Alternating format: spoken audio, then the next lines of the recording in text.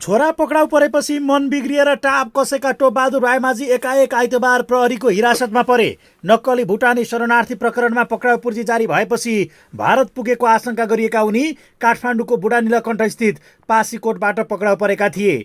एमाले अध्यक्ष केपी शर्मा ओलीले कहीँ नभाग्ने दावी गरेकै बीच फरार भएका उनी शीर्ष नेतृत्वमा सहमतिको वातावरण बन्ने देखेकै कारण पक्राउ पर्नुले यो प्रकरण थप संशयको घेरामा पर्दै गएको छ। पक्राउ पर्नु अघि उनको लोकेसन भारतमा देखिएको भन्दै प्रहरीको केन्द्रीय अनुसन्धान ब्युरो सिआइबीको टोली भारततर्फ गएको थियो। आफूलाई पक्राउ गर्न प्रहरी भारतसम्म पुगेको सूचना पाएपछि रायमाझी काठमाडौँ छिरेको हुन सक्ने प्रहरी स्रोत बताउँछ।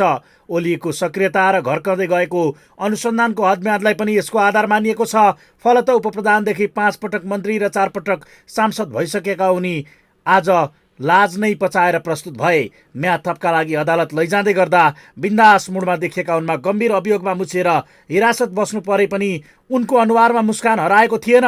ठुलै उपलब्धिसहित सार्वजनिक भए झैँ अदालत परिसरमा उपस्थित उनी सञ्चारकर्मीलाई हेरेर हात हल्लाउँदै अभिवादन गर्दै थिए।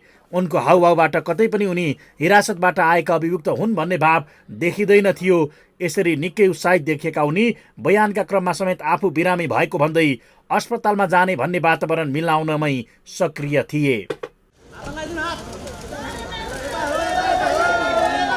यता बालकृष्ण खाँडको पनि पक्राउ परेको 6 दिन बितिसक्दा बयान सकिएको छैन। रायमाझी झैँ ज्वाइँ मेजबानमै प्रहरीको नियन्त्रणमा रहेका उनलाई सोमबार बबरमहल स्थित सरकारी वकिलको कार्यालयमा बयान लिएको थियो। गत बिहिबार पक्राउ परेका खाँडमाथि अनुसन्धान गर्नका लागि जिल्ला अदालत काठमाडौँबाट हिजो 4 दिनको म्याद थप गरिएको थियो भने आज बयानको क्रममा उनले आफू बिरामी परेको भन्दै बोल्न चाहेनन्। यद्यपि पार्टीमा प्रचण्ड र देउवाले आफूलाई संरक्षण गर्ने आश्वासनले बुटवलबाट काठमाडौँ आएपछि पक्राउ परेका उनी नेतृत्वप्रति त्यति खुस देखिएका छैनन्। जहाँ प्रहरीका अनुसार पक्राउ परेका सचिव टेकनारायण पाण्डेको मोबाइलका डाटाहरू रिकभर भएपछि मात्रै खाँड विरुद्ध प्रमाण जुटेको थियो भने त्यसले नै उनलाई हिरासतको यात्रा गराएको थियो।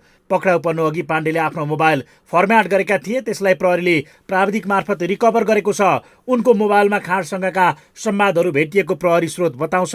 त्यसमा लेनदेनका कुराहरू पनि गरिएको प्रहरीको दाबी छ। सचिव पाण्डेले पनि आफ्नो बयानमा यो कुरा स्वीकारिसकेका छन्। यता सोमबारको बयानबारे केही नखुले पनि खाँडले भने आइतबार म्याद थपका लागि अदालत पुगेका बेला सञ्चारकर्मीसँग यो प्रकरणमा आफ्नो कुनै संलग्नता नभएको प्रतिक्रिया दिएका थिए। के भन्नुहुन्छ मधुज्यू, के भन्नुहुन्छ हजुर? हाई प्रोफाइल उम्किएर साना माछा नै बलिको बोको बन्ने आशंकाका बीच उनीहरूको यो उत्साहलाई संयोग मात्रै मान्न सकिँदैन। त्यसमा सरकारी वकिलको कार्यालयले अनुसन्धान टुङ्ग्याउन दिएको दबावको खबरका बीच शीर्ष नेतृत्वमा देखिएको मिलाप पनि बडो सन्देहपूर्ण छ। जहाँ हाई प्रोफाइल भनिएकाहरू तानिन थालेपछि अनुसन्धान नै प्रभावित हुने प्रवृत्ति पनि नौलो होइन, जसले उनीहरूलाई आत्मविश्वास दिलाएको हुन सक्ने राजनीतिक विश्लेषक राजाराम बर्तौला बताउँछन्। तर अन्य जस्तो फासफुस हुने अवस्थामा भने यो प्रकरण नरहेको उनको तर्क छ। त्यो म मात्र होइन, हेर्दै जाऊ न, यहाँ धेरै कुरा छन्। यो त मैले मात्र गरेको होइन, म त एउटा सानो टिप अफ द आइसबर्ग भन्छ नि, आइसबर्गको एउटा सानो समुद्र